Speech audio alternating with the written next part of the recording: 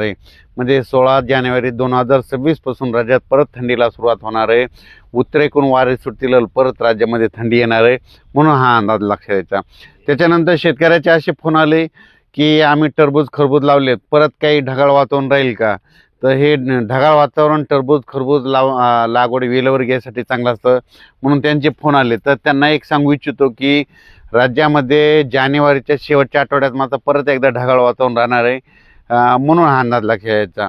त्याच्यानंतर परत स्पेशल एक दिला जाईल मेसेज. पण राज्यात मात्र जानेवारीच्या शेवटच्या आठवड्यात एकदा ढगाळ वातावरण राहणार आहे, म्हणून हे देखील लक्षात यायचं.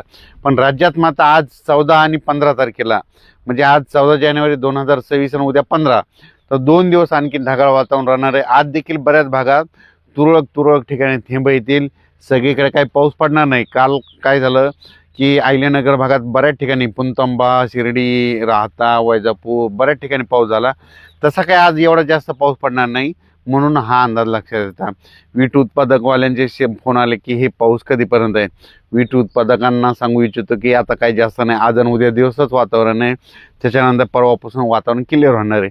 लगेच कारखाना शेतकऱ्यांचे देखील, कारखान्याच्या जे टोळीवाले त्यांचे देखील फोन आले की पावसाचं वातावरण कसं आहे.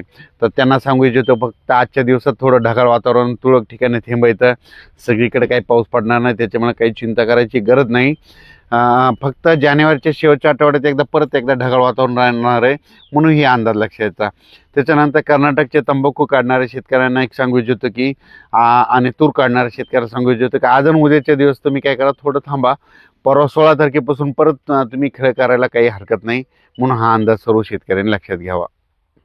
तर राज्यातल्या परत एकदा शेतकऱ्याला सांगू इच्छितो की आणखीन आज म्हणजे 14 आणि उद्या 15, 2 दिवसात राज्यात ढगाळ वातावरण राहणार आहे.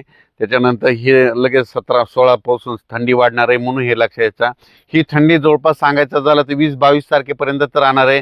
त्याच्यानंतर 22 तारखेच्या नंतर महाराष्ट्रातील परत थंडी कमी होणार आहे, म्हणून खास करून हा अंदाज सर्व शेतकऱ्यांनी लक्षात घ्यायचा. पण